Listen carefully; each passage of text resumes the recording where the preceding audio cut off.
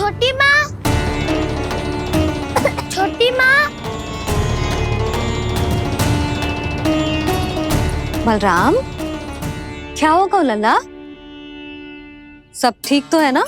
छोटी माँ, वो क्या होगा लल्ला, बता। छोटी माँ, आपने कहा था ना कि ये यदि मिट्टी खाए तो मैं आपको बताऊं।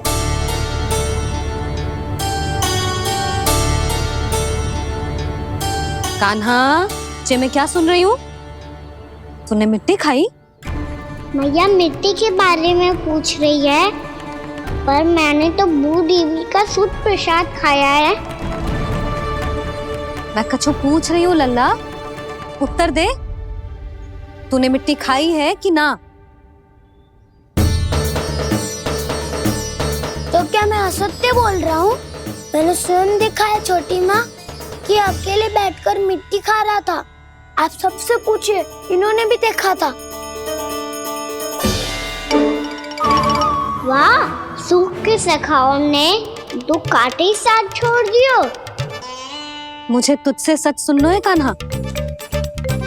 बता, तूने मिट्टी खाई है कि ना? झूठ बोल रहा है, सच्ची सच्ची बता, खाई है? ना भैया, मैंने मिट्टी ना खाई।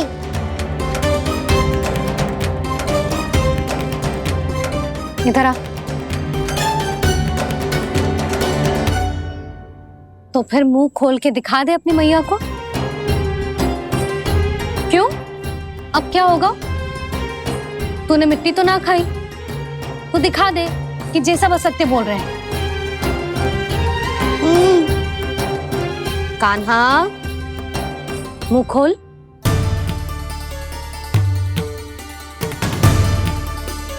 मुंह खोल लल्ला, मुंह खोल के दिखा। दिखा मैया को। आ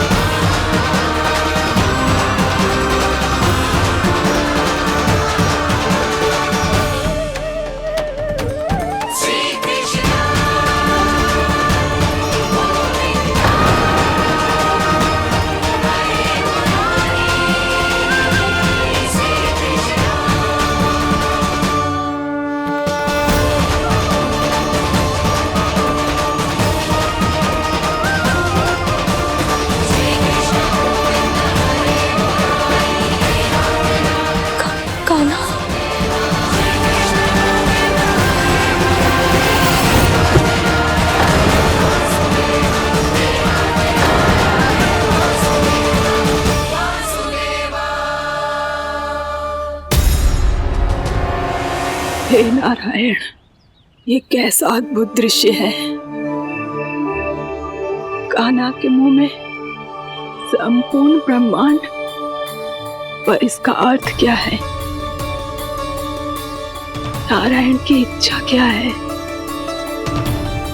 क्यों दिखाया उन्होंने मुझे ये सब? क्या बताना चाहते हैं मुझे वो ये सब? कुछ ना कुछ कारण तो अवश्य है। लगता है मुझे मेरे इन प्रश्नों का उत्तर मेरे कान्हा के पास जाके ही मिलेगा।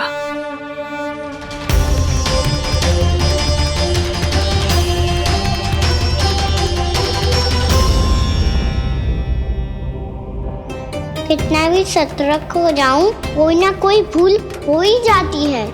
पिछली बार तो बाबा ने संभाल लिया था, अब मैया क्या करेगी? छोटी माँ, कान्हा क्या हो गया इधर?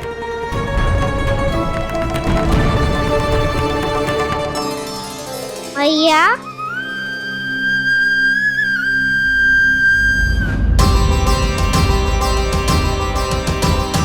उठ जाओ ना मैया।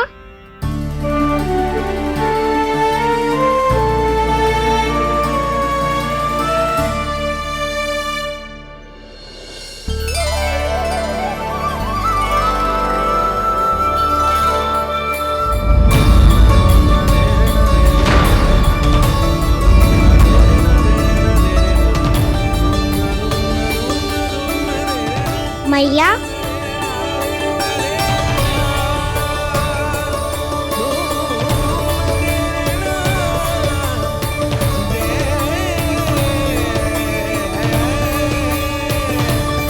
कान्हा, कान्हा, लल्ला, मैया क्या होगा आपको? आप ठीक तो हो? कान्हा मुंह खोल के दिखा, दिखा मैया को।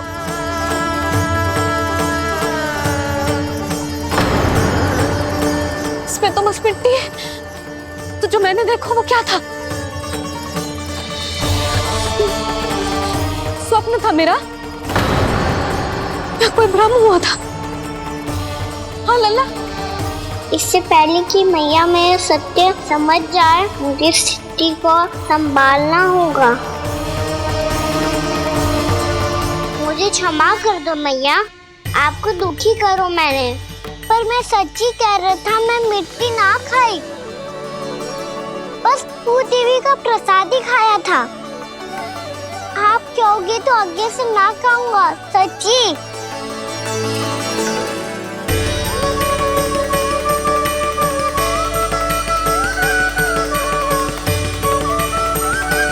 बस बस लल्ला, बस। इसमें विशेष शक्ति ना हो सकती। ये तो इतना भोला है कि मिट्टी को भूदेवी का प्रसाद समझ के खागा। मुझे क्षमा कर दो मैया। ये दूसरी बार हुआ है मेरे साथ। क्या मैं बावली हो गई हूँ? ना ना, मैं तो पूरी तरह ठीक हूँ। फिर क्या कारण हो सकता है इसका? अरे प्रसाद का समय हो गया है और मैंने अभी तक कुछ बनाओ भी ना है। आज फिर से गुड़ ही चढ़ाना पड़ेगा। मैं आए दिन भोग में गुड़ चढ़ा रही हूँ, अवश्य इसीलिए मिट्टी को गुड़ का प्रसाद समझकर खा गो मेरा कान्हा।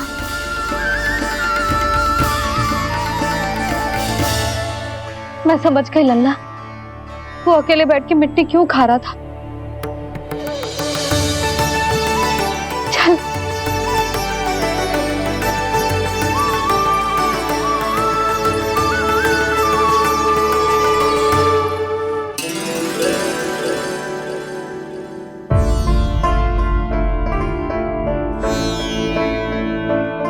मुझे क्षमा कर दो प्रभु। अपनी ममता में लल्ला की आवश्यकता को सबसे अधिक महत्व दे रही थी मैं। इसी कारण से आपकी भक्ति में भूल चूक हो गई। पर आप तो साक्षी हो, मेरे मन के भीतर आपकी श्रद्धा और भक्ति में कछु कमी ना है। पर हाँ, कर्म कांड और विधि विधान में ऊंच नीच है तो अनुचित ही।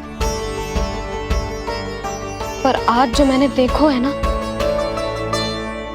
उसने मुझे मेरी भूल का आभास करा दियो है नारायण। मैया, चुपचाप हाथ जोड़ करके पूजा कर। सर क्या देख रहे हैं ना?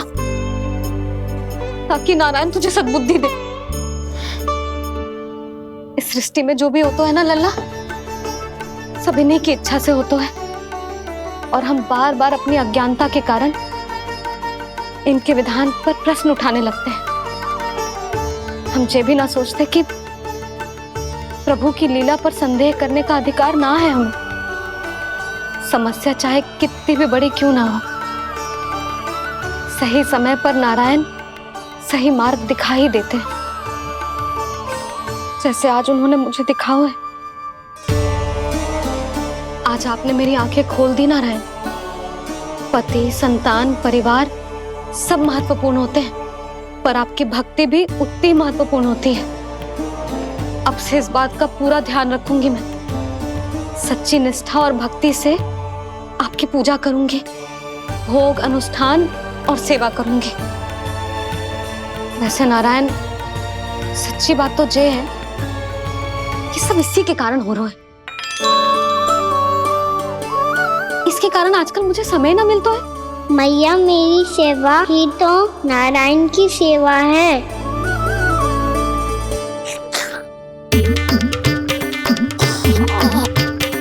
मुस्कुरा क्यों रहे रे? हाथ जोड़ प्रार्थना कर कि नारायण तुझे भी सही समय पर सही मार्ग दिखाएं, ताकि तुझे मिट्टी वाली भूल दोबारा ना दोहराए। हाथ जोड़। आपको मुझे भी सही मार्ग दिखाना होगा प्रभु। एक और मेरी प्रजा है तो दूसरी ओर मेरा लल्ला। मैं किसका हित साधूं? किसी एक का त्याग कैसे कर दूं मैं?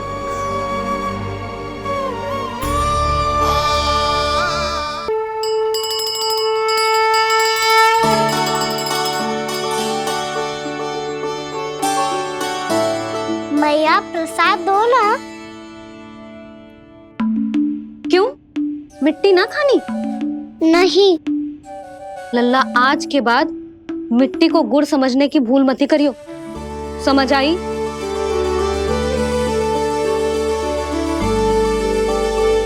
जा अब विश्राम कर।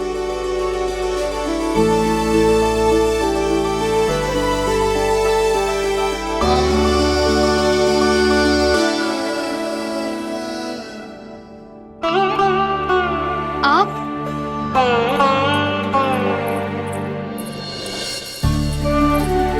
लो जी, मुझे ना आपसे बहुत महत्वपूर्ण बात करनी है। मेरे साथ आओ, चलो। बहुत आवश्यक बात करनी है। बैठो, बैठो जी। सुनो जी, आप विश्वास ना करोगे आज मेरे साथ क्या हुआ है। पर पहले ये बताओ, आप मेरा उपहास ना उड़ाओगे ना, पिछली बार के जैसे?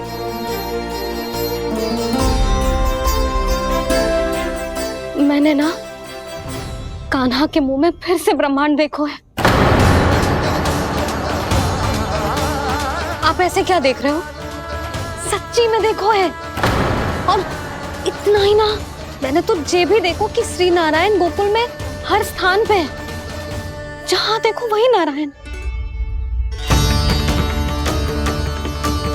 ये तो इसी बात का संकेत है यशोदा के आज गोकुल वासियों को नारायण के आशीर्वाद और सहायता की आवश्यकता है। इसका क्या अर्थ है?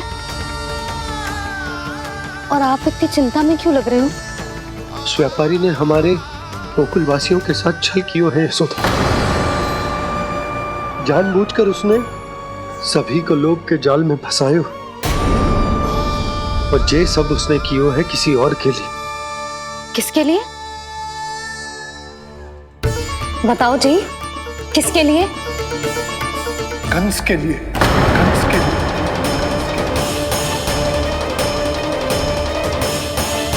उसे कंस नहीं भेजा था यहाँ।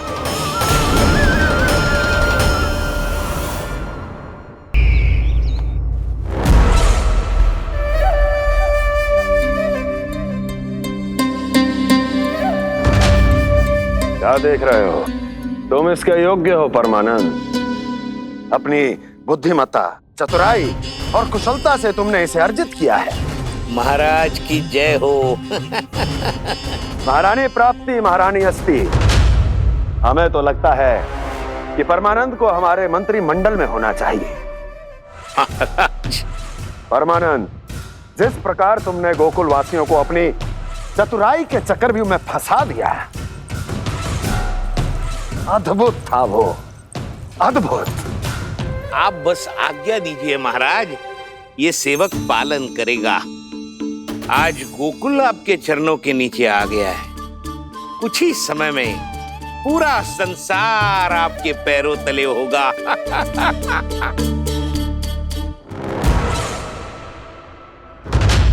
आपको सच में लगता है महाराज कि गोकुलवासी अपने वचन का पालन करेंगे और जीवन भर अपना दूध, दही, घी और माखन हमें निःशुल्क देते रहेंगे? भोले हैं वो, भक्त हैं, और यही उनकी सबसे बड़ी दुर्बलता है। और यही दुर्बलता उन्हें विवश कर देगी। और उससे भी आनंद की बात है ये कि उनका राजा नंद अपनी प्रजा को जीवन भर कष्ट सहते देख नहीं पाएगा और दौड़ता हुआ, भागता हुआ यहां आएगा मेरे चरणों में, अपने उस पुत्र के साथ। पर वो तो महाराजा है ना, उसे कुछ कमी है क्या? फिर हमारे भोले भाले गोकुल वासियों को क्यों फंसा रहे हैं जी? ना ना, बात कछु और है। सच्ची सच्ची बताओ, क्या चाहता है वो? कहीं बाबा ये ना बता दे कि कंस मामा ने यह सारा छल मुझे मथुरा बुलाने के लिए रचा है। मैया की ममता भय में बदल जाएगी। ऊपर से देखो तो बस दूध, दही, माखन का छोटा सा छल है, पर इसके पीछे कोई बहुत बड़ा षड्यंत्र छुपा है इसका। आप जानते हो ना क्या है? मुझे ना बताओगे? बताओ बताओ जी। यशोदा वो चाह तो है कि मैं दरबार में जाऊं और साथ ले जाऊं। साथ ले जाओ? बाबा क्या कर रहे हो, संभालो। किसे साथ ले जाऊं? गांव वालों की दया की पुकार को, उनकी सहायता की गुहार को। उसने कहलवाई है कि मैं हाथ जोड़कर उसके सामने विनती करूं, तभी वो गांव वालों को निःशुल्क उत्पाद देने की व्यवस्था से मुक्त करेगा। अब मुझे समझ ना आ रहा कि मैं क्या करूं। जब हमें कछु समझ में ना आए ना, तो सारी चिंता श्री नारायण पर छोड़ देनी चाहिए जी। तुम सत्य कह रही हो यशोदा, सारी चिंता नारायण पर ही छोड़ देनी चाहिए। अब वही मार्ग दिखाएंगे। जिस सारी गोपियों पर तो बड़ा संकट आ गया जी। अब तो इनका मन भी करेगा तो हिचक के बारे मेरे पास ना आएंगी।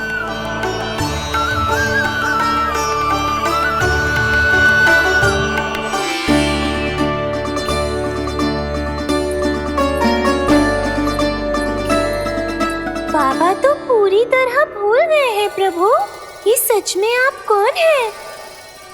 हाँ मुरली, इस समय मैं उनके लिए केवल उनका लल्ला हूँ। पर आपके पास उन्हें इस चिंता से मुक्त करने का उपाय है प्रभु, है ना?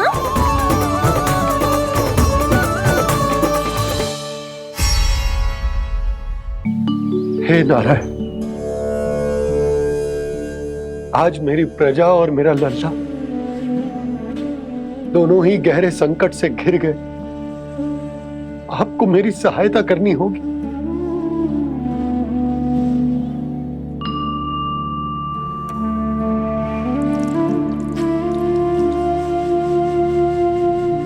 प्रभु, पिता होने का कर्तव्य मुझे एक दिशा में धकेल रहे है तो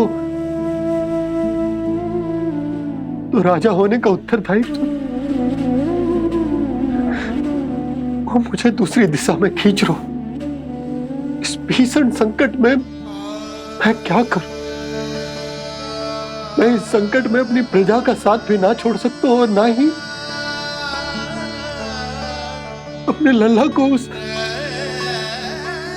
नरभक्षी सिंह की मान में भेज सकता हूं। आप ही को इस समस्या का समाधान निकालना होगा। ये शालिग्राम मुझे मेरे मैया बाबा ने दिया था और उन्होंने कही थी कि जब भी कोई संकट आएगा ना प्रभु, तो इसके रूप में आप मेरा हाथ पकड़ लोगे और मुझे बताओगे कि क्या करना है, कैसे करना है। आज मुझे आपके मार्गदर्शन की आवश्यकता है प्रभु, मुझे मार्ग दिखाइए। बाबा और राजा होने की इस दुविधा में मैं बटा जा रहा हूं। मेरे इस धर्म की नौका जो झंझावात में फंस गई है, उसे पार लगाइए नारायण, रक्षा कीजिए नारायण।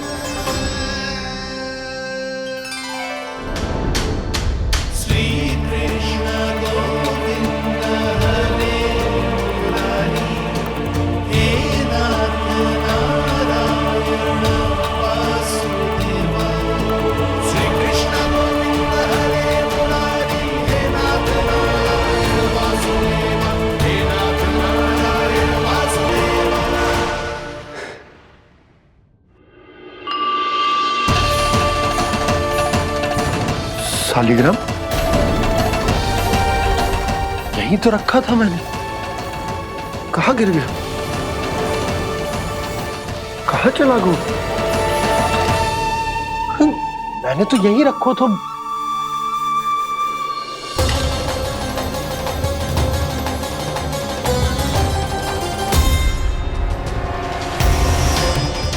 कान्हा, तू यहाँ क्या कर रहा है? शालिग्राम देखो तूने?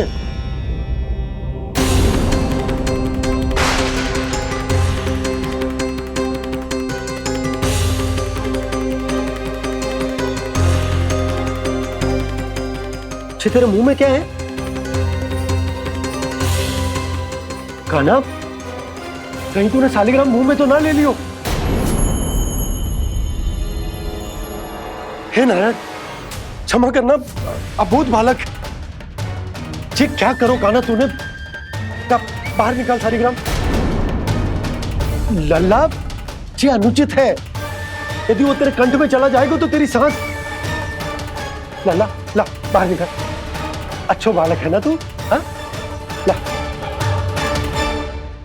अरे तेरी मैया को पता चलेगा ना तो वो कहेगी कि ना तो प्रजा का ध्यान रख सकते हो ना ही अपने लल्ला का। लोभ के फंदे में चारों ओर से जकड़ गए थे हम। भविष्य के स्वप्न देखते देखते अपने जीवन का सबसे बड़ा भूल किया है हमने। यशोदा और नंद भैया ने आप सबको समझाने का कितना प्रयास किया था, और यहाँ तक कि छोटे कान्हा ने भी हमें कितना समझाया, लेकिन हमने उस दुष्ट व्यापारी को अपना सारा वचन दे दिया। मुझे तो सबसे पहले अपने घर में बिठा कर ही समझाया था उन दोनों ने। कही थी कि कोई किसी भी वस्तु का दुगना मूल्य क्यों देगो, पर मैंने उनकी एक भी ना सुनी। आप ही बताओ रोहिणी जी, अब किस मुंह से क्षमा मांगूंगी मैं जशोदा जी से? क्षमा मांगने की कोई आवश्यकता ना।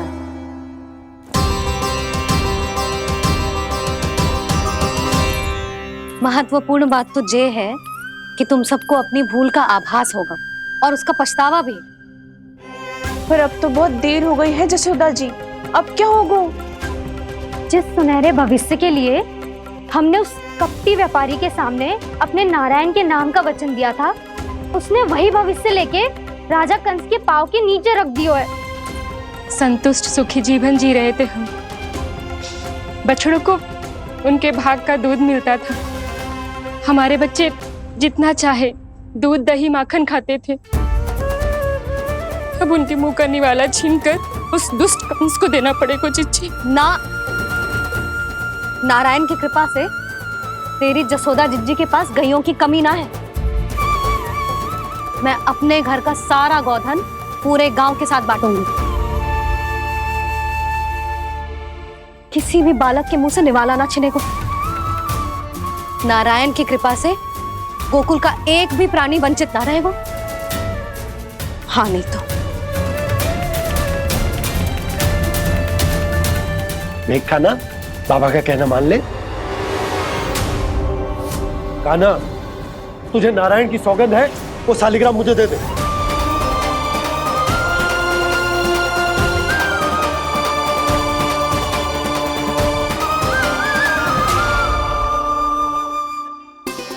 छे, क्या करो लल्ला तूने? ऐसे भी कोई कर तो है क्या लल्ला? मैं पहले से ही तुझे लेकर कितना चिंतित हूं। अच्छा पता है तुझे? क्षमा करना प्रभु।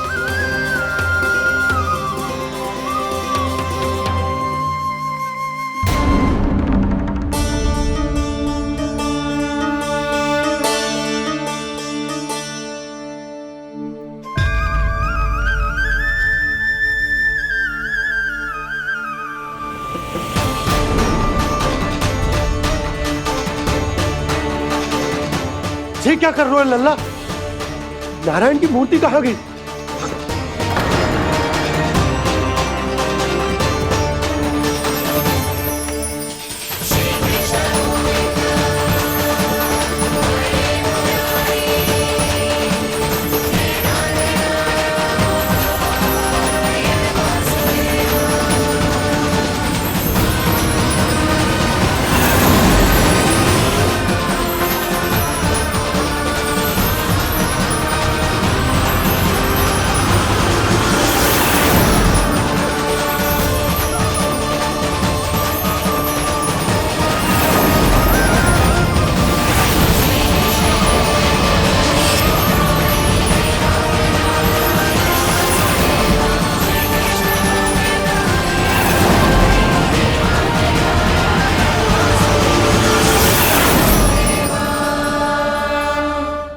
मैंने ना कान्हा के मुंह में फिर से ब्रह्मांड देखो है। मैंने तो ये भी देखो कि श्री नारायण गोकुल में हर स्थान पे है, जहां देखो वही नारायण। जिनके मुख में त्रिभुवन है, जो सारी सृष्टि का संचालन करते, मैं उन्हीं की चिंता कर रहा था।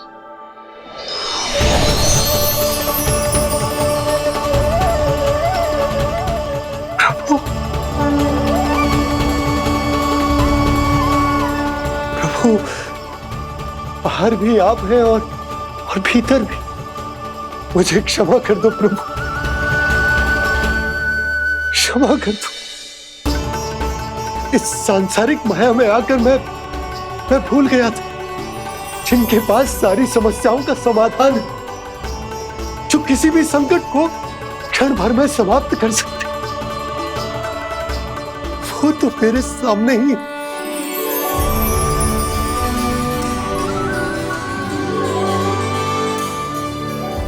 समस्या कैसी भी क्यों ना हो, चिंता समाधान नहीं, बाधा होती है। इसलिए चिंता मत कीजिए बाबा। मैं तो सदैव ही कहता हूं, मनुष्य को कठिन से कठिन परिस्थिति में भी चिंता से दूर ही रहना चाहिए। यदि व्यक्ति अपना सारा ध्यान अपने कर्मों को पूरा करने पर लगाए, तो वो बड़े से बड़े संकट का सामना भी सहज ही कर सकता है। और वैसे भी मेरी पूजा वही करते हैं जिन्हें मेरे अस्तित्व पर विश्वास है। इसीलिए उन्हें भी ये विश्वास अवश्य रखना चाहिए कि मैं अपने भक्तों का साथ अवश्य देता हूं, सदैव, हर परिस्थिति में।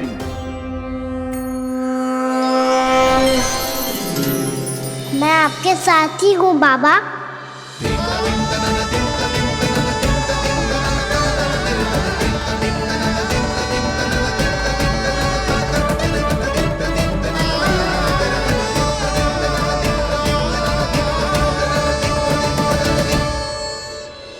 जीवन भर उसके साथ व्यापार करने को वचन दियो है, उसका क्या जशोदा? और उस दुष्ट कंस और उसके व्यापारी ने जो समस्या उत्पन्न की, उसका क्या? समस्या है तो समाधान भी हो गई। मैंने तो कही थी ना मौसी, जो हमारे समझ में ना आए उस समाधान का दायित्व भगवान नारायण पर छोड़ देना चाहिए।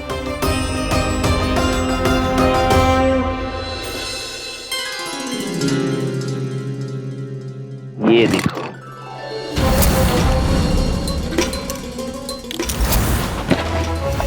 ये आभूषण, मोती, ये स्वर्ण उपहार में देने का सामर्थ्य किसके पास होगा? कंस महाराज, तुम देख लेना, मैं इस घर को महल बना दूंगा, सब झटक लूंगा। कान्हा, तुम तो अंतर्यामी हो, सब जानते हो। बताओ ना, कैसे मैं गोकुलवासियों की सहायता करूं? कोई उपाय सुझाओ। तुम्हारी ये रहस्यमयी मुस्कान बता रही है कि तुम्हारी लीला पहले से ही आरंभ हो चुकी है ना? अपने कर्मों का फल सभी को भोगना ही पड़ता है बाबा, चाहे वो अच्छा हो चाहे वो बुरा। तुम सभी चिंता मत ही करो। जो अन्य व्यक्तियों के साथ बुरा करते है ना, उसके साथ देर सवेर बुरा ही होता है। और जिस हाथ से उस षड्यंत्रकारी ने तुम सबका दूध दही माखन लियो है ना, जल जाएंगे वो हाथ, जल जाएंगे वो। दोनों पिता पुत्र का इसी से स्वागत करूंगा।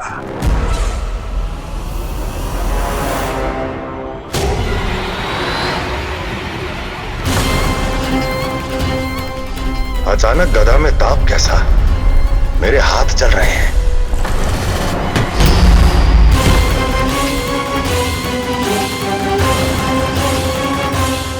और वो व्यापारी जो तुम सबके शांत जीवन में भूचाल बन के आओ है, स्वयं शांति से थोड़े ना बैठ पाएगा। अरे उसके जीवन में उस षड्यंत्र से बहुत अधिक भयंकर भूचाल आएगा।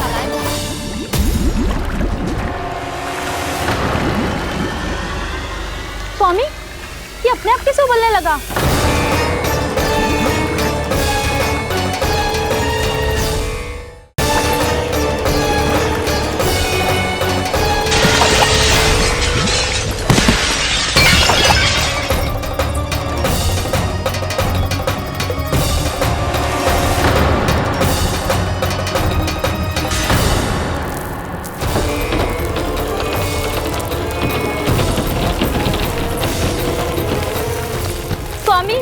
आप इस घर को महल बनाने का स्वप्न देख रहे थे, लेकिन ये खंडर बन गया।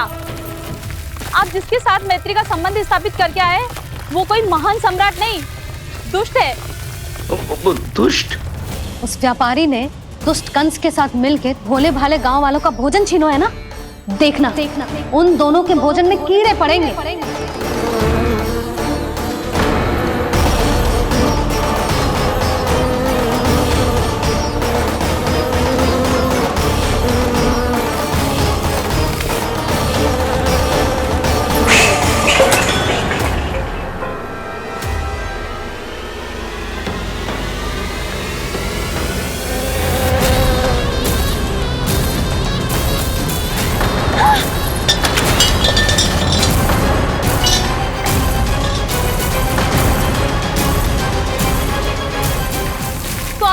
घर गया, जीविका का साधन गया, अब क्या जाएगा हमारा जीवन?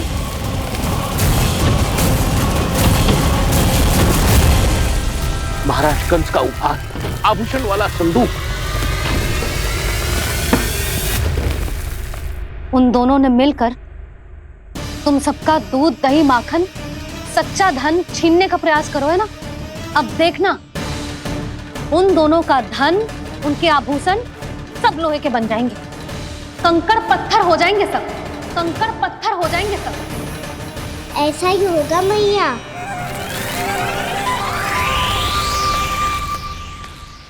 मेरे ग्राहक? लेकिन स्वामी, ये इतने क्रोध में क्यों दिखाई दे रहे हैं?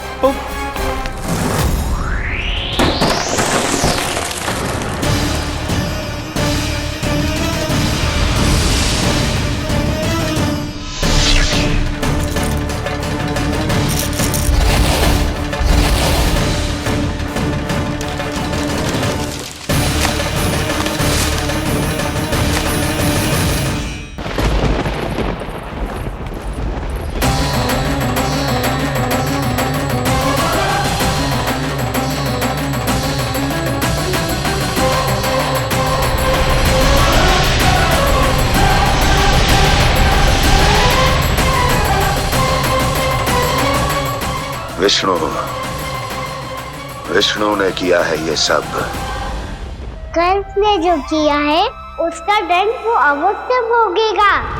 उसका दंड वो अवश्य भोगेगा। दंड वो अवश्य भोगेगा। किसने कहा ये? किसने कहा ये? किसने कहा? मैंने पूछा किसने कहा ये? तुम जिसे ढूंढ रहे हो वो मैं हूँ, विष्णु अवतार। क्या चाहता है तू? तुम्हारे युद्ध मुझसे था कंस, और मेरे भोले भाले भक्तों को अपने जाल में फंसाकर तुमने सारी सीमाएं पार कर दी।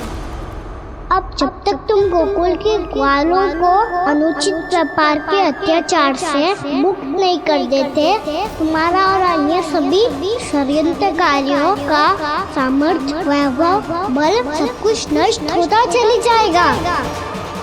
और तब तक अपने पूर्व रूप में वापस नहीं आएगा जब तक तुम उन निर्दोषों को जीवन यापन का अधिकार लौटा नहीं देते।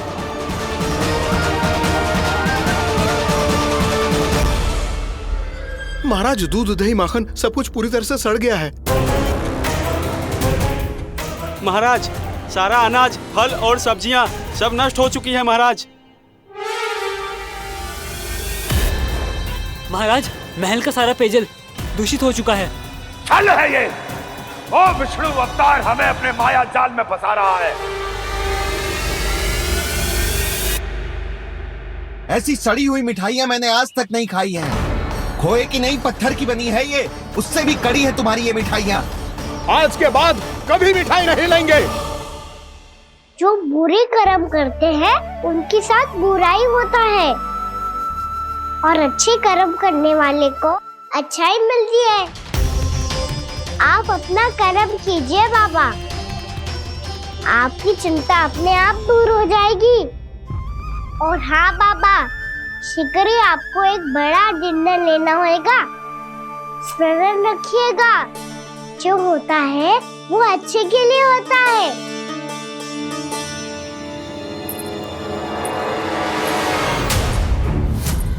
बाबा, मैया आ रही है, क्या करूं?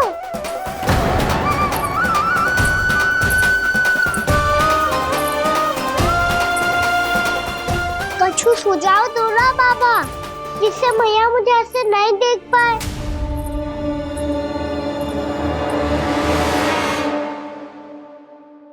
सुनो जी, आपने पुकार लगाई थी क्या?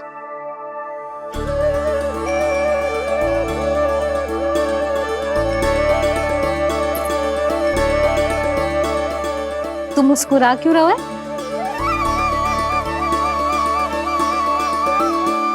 और आप भी बदले बदले से दिख रहे हो। पूजा करके तनिक शांति मिली ना? शांति ही नहीं यशोदा, प्रभु नारायण ने मुझे समस्या को समाधान भी दे दिया। मैं बस अपना कर्म करूंगा। कल कंस से मिलने मथुरा जाऊंगा मैं। उस दुष्ट अत्याचारी से मिलने जाओगे आप? ना ना, मैं आपको उससे मिलने ना दूंगी। देखो ना आपने कैसे हमारे गांव वालों को फंसाओ है उसने। अवश्य ही आपको भी उसी उद्देश्य से बुला रहा है। आप मुस्कुरा रहे हैं प्रभु? कुछ देर पहले ही तो मैया सभी को मुझ पर अर्थात श्री नारायण पर विश्वास करने की सीख देकर आई है। अब देखो स्वयं भी चिंता करी है ये। चिंता मत करो यशोदा, मुझे श्री नारायण किसी भी जाल में ना फंसने देंगे। वो तो यही है हमारे साथ। यही है, इसका क्या अर्थ है जी? तुमने कही थी ना कि तुमने उन्हें हर जगह देखो, हमारे घर में, गोकुल में। तो इसीलिए तुम चिंता ना करो, मुझे अपना कर्तव्य करने दो। कल भोर होते ही मैं मथुरा निकल जाऊंगा। पता तो चले वो हमसे चाहतो क्या है।